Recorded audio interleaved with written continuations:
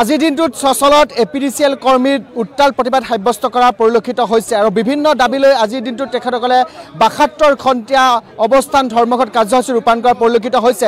মই এই মুহূৰ্তত সচলত যেহেতু উপস্থিত আছোঁ, মই পৰিৱেশটো পোনপটীয়াকৈ দেখুৱাবলৈ যত্ন কৰিছোঁ। ৰাজ্যৰ বিভিন্ন প্ৰান্তৰ পৰা অহা শ কৰ্মী এনেধৰণে উত্তাল কৰি তুলিছে সচলৰ ধৰ্ণাস্থলী। আছাম ষ্টেট আউটচোৰ্চ পাৱাৰ ৱৰ্কাৰ্ছ ইউনিয়নৰ ৫ দফীয়া দাবী চনত পূৰণৰ দাবীত ৭২ ঘণ্টীয়া অৱস্থান ধৰ্মঘট কাৰ্যসূচী আজিৰ দিনটোত ৰূপায়ণ কৰা পৰিলক্ষিত হৈছে। মই পৰিৱেশটো দেখুৱাইছোঁ, এটা উত্তাল প্ৰতিবাদ তেওঁলোকে সাব্যস্ত কৰিছে। বিভিন্ন তেওঁলোকৰ দাবী আছে। ৫ দফীয়া দাবী চনত পূৰণৰ দাবীত ৭২ ধৰ্মীয় অৱস্থান ধৰ্মঘট তেওঁলোকে হাতত লৈছে আৰু তেওঁলোকে এনেধৰণে বিভিন্ন দাবী লৈ বিভিন্ন শ্লোগান দি তেওঁলোকে আজিৰ দিনটোত এনেধৰণে উত্তাল প্ৰতিবাদ সাব্যস্ত কৰা পৰিলক্ষিত হৈছে।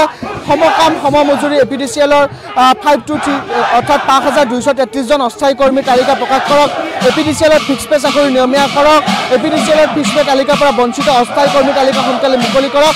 এনেকুৱা ধৰণৰ শ্লোগান দি তেওঁলোকে এনেধৰণৰ প্লে কাৰ্ড লৈ বিভিন্ন প্ৰতিবাদী শ্লোগান দি এনেধৰণে উত্তাল প্ৰতিবাদ সাব্যস্ত কৰা পৰিলক্ষিত হৈছে। মই পৰিৱেশটো অকণমান দেখুৱাবলৈ যত্ন কৰিছোঁ। এটা উত্তাল প্ৰতিবাদ ইয়াত সাব্যস্ত কৰা পৰিলক্ষিত হৈছে। এনেধৰণে তেওঁলোকে 5 দফীয়া দাবী চনত পূৰণৰ দাবীত ৭২ ঘণ্টীয়া অৱস্থান ধৰ্মঘট কাৰ্যসূচী ৰূপায়ণ কৰা পৰিলক্ষিত হৈছে। মই অকণমান মন্তব্য ল'বলৈ যত্ন কৰিম তেওঁলোকৰ। মই অকণমান আপোনাৰ ওচৰলৈ আহিছোঁ। কি ক'ব, 5 দফীয়া দাবী চনত পূৰণৰ দাবীত এনেধৰণে ৭২ ঘণ্টীয়া অৱস্থান ধৰ্মঘট কাৰ্যসূচী ৰূপায়ণ কৰিছে। পূৰ্বেও আপোনালোকে প্ৰতিবাদ কৰিছিল, কিন্তু সুফল পোৱা নাই। সচলত এনেধৰণে একত্ৰিত হৈছে ৰাজ্যৰ শ এপিডিচিএলৰ কৰ্মী। কি ক'ব? নাই, বহু বছৰ ধৰি শক্তিখণ্ডত মানে অৰাজকতা। শক্তিখণ্ডটো আচলতে মুখ্যমন্ত্ৰী জ্ঞাতনে অজ্ঞাত বা শক্তিমন্ত্ৰীৰ দৰে জ্ঞাতনে অজ্ঞাত, সেয়া বিষয়ে আজি সন্দেহৰ আৱৰ্তত। কাৰণ আজিলৈকে 4জন শক্তিমন্ত্ৰী বদলি হৈ গ'ল। 4জন শক্তিমন্ত্ৰীৰ পৰা আমি এটাই পাইছিলোঁ যে আশ্বাস, তেওঁলোকে আশ্বাসৰ পৰা আশ্বাস দিছে। আৰু গোটেই বিভাগটো আজি বছৰ ধৰি যি চলি আহিছে, সম্পূৰ্ণ বিভাগৰ ৮০% কৰ্মচাৰী কিন্তু অস্থায়ী কৰ্মচাৰী। তেনে ক্ষেত্ৰত আজি চৰকাৰে ইমান চাকৰি উৎপন্ন কৰিছে, ইমান নিবনুৱাক চাকৰি দি আহিছে, কিন্তু এই শক্তিখণ্ডৰ কৰ্মচাৰীৰ ভৱিষ্যত কি হ'ব? যিহেতু এই শক্তিখণ্ডত বিধি আছিল, নিয়ম আছিল। ASCB বৰ্ডৰ দিনৰ পৰা এটা নিয়ম আছিল যে শক্তিখণ্ডত দক্ষতা অৰ্জন কৰি চাকৰি পায়। বৰ্তমান সময়ত মাননীয় মুখ্যমন্ত্ৰী মহোদয়ে মুখৰ পৰাও কথা কিছুমান আমি শুনিব পাইছোঁ আৰু বা বিভাগীয় কৰ্তৃপক্ষৰ পৰা গম পাইছোঁ যে বিভিন্ন আইনৰ অজুহাত দি মেলি এই মানুহখিনিৰ জীৱন আৰু জীৱিকাক অন্ধকাৰ ভৱিষ্যত দিশমুখে মানে বিভাগ তথা চৰকাৰে ঠেলি দিব বিচাৰিছে। গতিকে এয়া হ'লে পৰৱৰ্তী সময়ত হয়তো অসমৰ শক্তিখণ্ডটোত বিৰাট ভয়ানক আন্দোলনৰ সৃষ্টি হ'ব। ইয়াক কিন্তু আমাক জগৰীয়া কৰিব নোৱাৰিব। এই ৭২ ঘণ্টাৰ পিছত আমি পুনৰ যদি আমাৰ কাৰণে কোনো চিন্তা বা এই বাজেটটোত, আজি যি বাজেট অধিৱেশন চলি আছে, এই বাজেটটোত এই বিভাগত কৰ্মৰত মানুহখিনিক যিটো ফিক্সেশ্যন দি ৰাখিছে, সেই ফিক্সেশ্যনটো একেবাৰে ভাল ফিক্সেশ্যন নহয়। গতিকে এই ফিক্সেশ্যনত কি পাইছে মানুহে? ফিক্সেশ্যন বুলি এপইণ্টমেণ্ট দি মেলি 89 ডেজলৈ কনভাৰ্ট কৰিছে। যে এতিয়া আমি ক'ব বিচাৰোঁ কোনটো ৰুলত 89 ডেজ পৰে? 89 ডেজ মানে কি? What is 89 days? আমিতো চিনিয়ে নাপাওঁ। আজি কৰ্মচাৰী আয়োগ বা যি মানে আপোনাৰ কি কয় নিয়োগ আইন বা যি আছে, তাত 89 ডেজ আইন জানো? এটা কি আইন এইটো? তো গতিকে 89 ডেজ বেচিছত মানুহকেইটাক ৰাখি ব্ৰিটিছৰ পলিচিত যি মাননীয় মুখ্যমন্ত্ৰী মহোদয় শক্তিখণ্ডক শোষণ কৰি আছে, লজ্জাজনক বিষয়। তেওঁ আজি এডভান্টেজ আছাম 0.2 কৰিছে। মই ভাবোঁ এইটো সফল নহয়। আচলতে আছামৰ এডভান্টেজ আছাম হ'বলৈ হ'লে অসম সমৃদ্ধিশালী হ'ব লাগিছিল। আজি শক্তিখণ্ডৰ প্ৰায় 6500 ওপৰ মানুহ আহি ইয়াত ধৰা নাই আমাৰ মানুহ। সচলৰ আন্দোলনস্থলী গোটেইটো আমাক লাগিছিল, নাপালোঁ। মানুহ বহুতে আন্দোলন কৰিছে।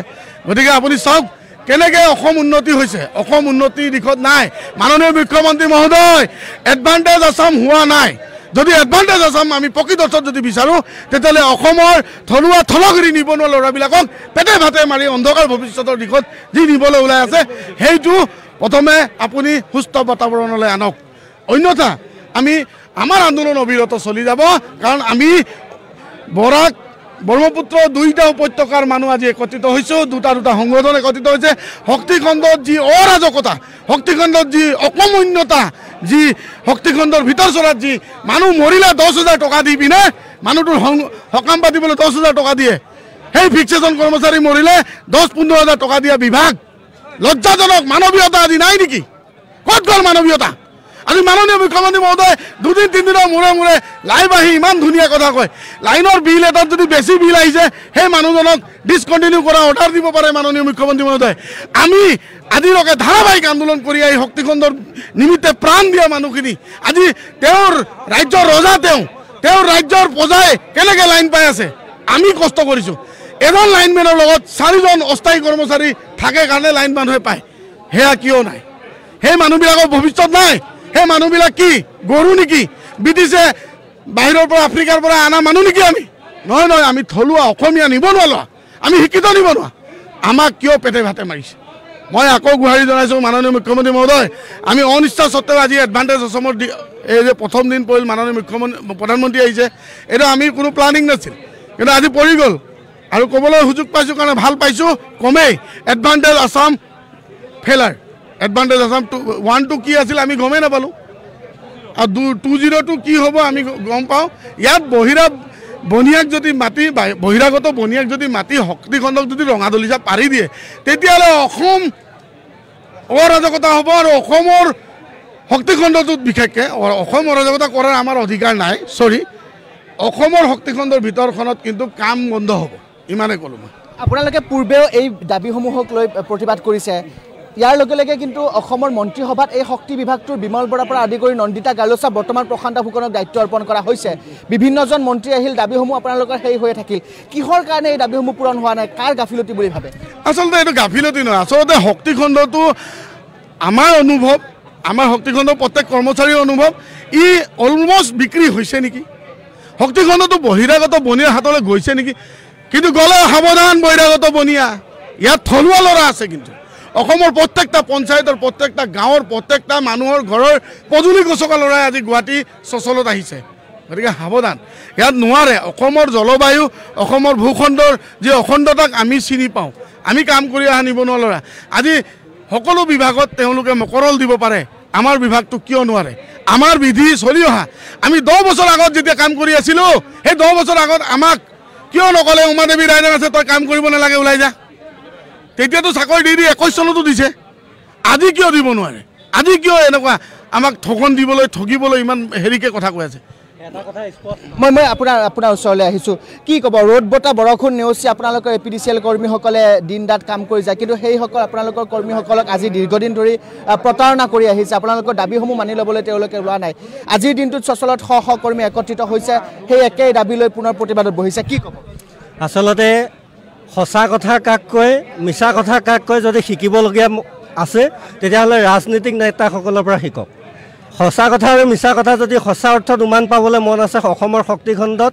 যিসকল মন্ত্ৰী বৰ্তমানলৈকে পাৰ হৈ গৈছে আৰু বৰ্তমান যি মন্ত্ৰী আছে তেওঁলোকৰ পৰা সঁচা অৰ্থ শিকক এটা কথা স্পষ্ট অসমৰ শক্তিখণ্ডৰ 80% ফিক্স পে আৰু অস্থায়ী কৰ্মচাৰী এই কৰ্মচাৰীসকলে জীৱন জীৱিকা সুৰক্ষিত কৰাৰ বাবে বিজুলী ভৱনকে আদি কৰি তৃণমূল পৰ্যায়ৰ আজিৰ চচলত আমি দ্বিতীয়বাৰ 2022 চনত কৰিছিলোঁ আৰু আজি 2025 চনত আমি এই বিজুলী চচলৰ বাকৰিত আজি অৱস্থান ধৰ্মঘট কাৰ্যসূচী 72 ঘণ্টীয়া কাৰ্যসূচী কৰিছোঁ ইয়াৰ মূল লক্ষ্য উদ্দেশ্য এটাই যে আমাৰ যিসকল 5233 জন অস্থায়ী কৰ্মচাৰী আৰু ফিক্স পে কৰ্মচাৰী আছে এইসকলৰ প্ৰথমে জীৱন জীৱিকা সুৰক্ষিত কৰি লওক আজি মুখ্যমন্ত্ৰী এডভান্টেজ আছাম পাতিছে তাত আমাৰ সমৰ্থন আছে আমি অসমীয়া হিচাপে অসমৰ বায়ু বতাহ খাই জীয়াই থকা অসমৰ থলুৱা নেতা আমি যুৱক হিচাপে আমি সন্মান জনাওঁ আমি সমৰ্থন জনাওঁ কিন্তু আজি তাৰিখত মুখ্যমন্ত্ৰী মহোদয়ে এফালৰ পৰা ঢাকঢোল বজাই আছে যে অসমত আজি তাৰিখত আন্দোলন কৰিব নালাগে আন্দোলন নকৰাকৈ অসমীয়াই সকলো পায় কিন্তু আজি তাৰিখত আপুনি এটা কথা লক্ষ্য কৰকচোন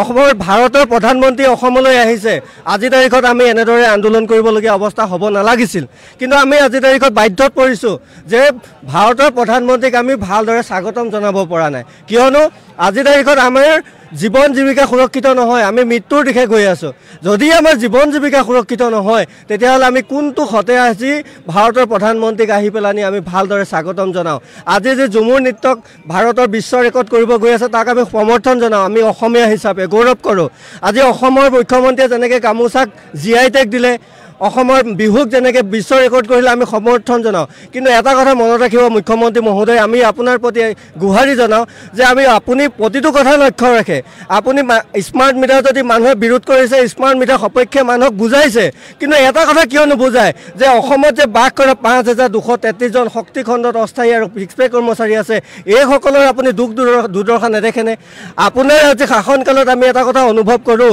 আপোনাৰ শাসন ব্যৱস্থা দেখিলে এটা কথা অনুমান হয় ব্ৰিটিছ শাসন আৰু আপোনাৰ শাসনৰ মাজত শক্তি খণ্ডত একো পৰিৱৰ্তন বোলা বস্তুটো নাই যদি আপুনি সঁচা অৰ্থত অসমৰ সৰ্বশ্ৰেষ্ঠ মুখ্যমন্ত্ৰী হয় তেতিয়াহ'লে এবাৰ শক্তি খণ্ডত থকা এই ফিক্স পে আৰু অস্থায়ী কৰ্মচাৰীসকলৰ জীৱন জীৱিকা সুৰক্ষিত কৰাৰ কথা ভাবক আৰু এটা কথা মনত ৰাখক আপুনি যি এডিআইৰ মাধ্যমেৰে অসমৰ শক্তি খণ্ডত প্ৰায় 24খন নতুন নিযুক্তি দিবলৈ ওলাইছে তাত আমাৰ আপত্তি নাই এটাই আপত্তি যদি 5233 জন কৰ্মীৰ জীৱন জীৱিকা সুৰক্ষিত নোহোৱাকৈ যদি আপুনি এডিআইৰ মাধ্যমেৰে যদি নতুন নিযুক্তি দিয়ে তেতিয়া অসমত কিন্তু অচলা অৱস্থা শক্তি বিভাগত বিশেষকৈ অৱস্থা ঠিক হ'ব তাৰ বাবে সন্থা কোনকানে জগৰীয়া নহ'ব এটা কথা মনত ৰাখক মানুহে যেতিয়া মৃত্যুৰ আগত দেখে সেই মুহূৰ্তত কি কৰিব পাৰে আপুনি নিজে অনুমান কৰক আৰু আমি অসমীয়া হিচাপে এটা কথা মনত ৰাখে অসমীয়াই যদি দৌৰাই মোগলক খেদিব পাৰে অসমত শক্তি খণ্ডত যি অন্যায় হৈ আছে এই অন্যায়ৰ বিৰুদ্ধে হাজাৰ গুণ তীব্ৰতৰ আন্দোলন কৰিবৰ বাবে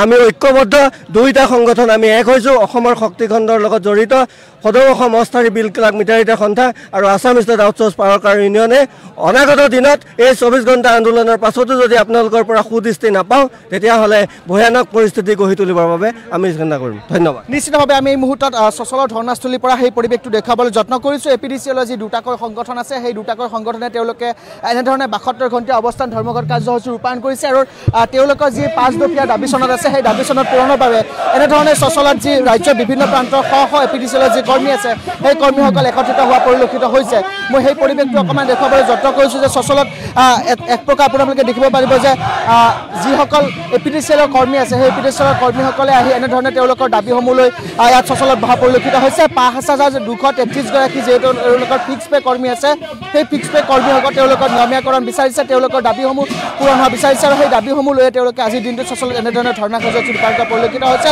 ইয়াৰ লগে লগে এটা কথা ক'ব লাগিব যে ভাৰতৰ প্ৰধানমন্ত্ৰীগৰাকীয়ে আজিৰ দিনটোত অসমলৈ আহিব আৰু সেই দিনটোতে এনেধৰণে সচলত বহুকেইটা সংগঠনে প্ৰতিবাদ সাব্যস্ত কৰিবলগীয়া হৈছে আৰু বিশেষকৈ এপিডিচিএলৰ এই যি দুটাকৈ সংগঠন আছে সেই দুটাকৈ সংগঠনে তেওঁলোকৰ 5 দফীয়া দাবী চনত লৈ আজিৰ দিনটোত পুৰত সচলত এক উত্তাল প্ৰতিবাদ সাব্যস্ত কৰিছে আৰু তেওঁলোকে কৈছে তেওঁলোকৰ যি 5233 গৰাকী যি ফিক্স পে বা অস্থায়ী কৰ্মী আছে তেওঁলোকৰ চাকৰি নিয়মীয়াকৰণ কৰিব লাগে আৰু 5 দফীয়া তেওঁলোকৰ দাবী চনত আছে সেই দাবী চনত পূৰণ কৰিব লাগে অন্যথা তেওঁলোকে ইয়াৰ পিছত পৰৱৰ্তী পৰ্যায়ত যদি তেওঁলোকৰ এই দাবীসমূহ পূৰণ নহয় তেতিয়াহ'লে তেওঁলোকে ইয়াৰ পূৰ্বে বহু প্ৰতিবাদ কৰি আহিছে আজিৰ দিনটোতে অৱস্থা ধৰ্মঘট কাৰ্যসূচী লৈছে কিন্তু ইয়াৰ পিছত যদি তেওঁলোকৰ এই দাবীসমূহ মানি লোৱা নহয় তেতিয়াহ'লে তেওঁলোকে ইয়াতকৈও ভয়ংকৰ পৰিস্থিতি বা তেওঁলোকে এক প্ৰকাৰ মৃত্যুকো ভয় নকৰি তেওঁলোকে ভয়ংকৰ পৰিৱেশ বা তেওঁলোকে এক ভয়ংকৰ পৰিৱেশ প্ৰতিবাদ সাব্যস্ত কৰিব বুলি সচলত ধৰ্ণাস্থলীৰ পৰা হুংকা প্ৰদান কৰা পৰিলক্ষিত হৈছে Welcome to the Pius Group of Institutions, a pioneer institute of physiotherapy, nursing, and paramedical sciences,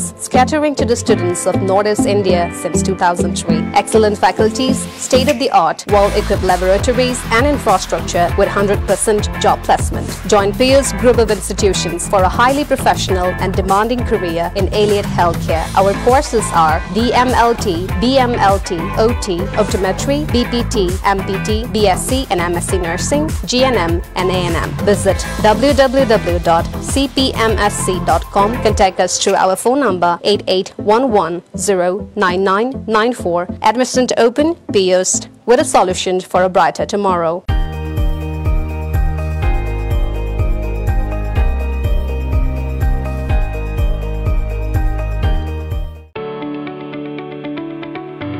গুৱাহাটীৰ পাঞ্জাৱৰ স্থিত এখন জনপ্ৰিয় বিপণী শ্ৰী কৃষ্ণম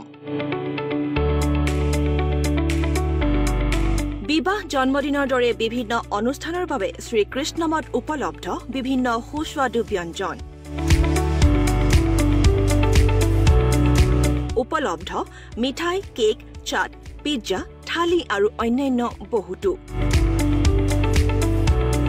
আপোনাৰ ঘৰৰ বিভিন্ন অনুষ্ঠানৰ বাবে যোগাযোগ কৰক Shri Krishnam Sankardev Kalakshetra opposite gate number 3 Panjabari road Guwahati Phone number 91274 38332 88769 71821.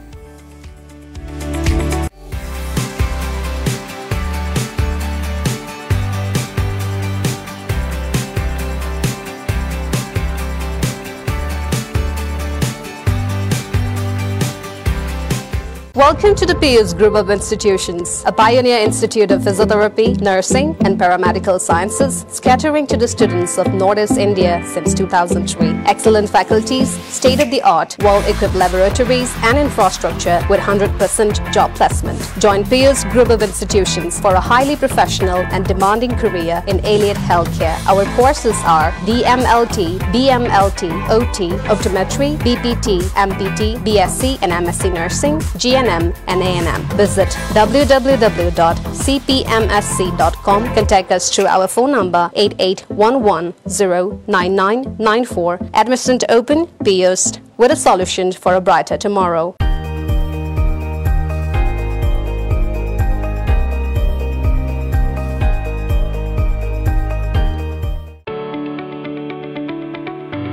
গুৱাহাটীৰ পাঞ্জাৱৰ স্থিত এখন জনপ্ৰিয় বিপণী শ্ৰী কৃষ্ণম।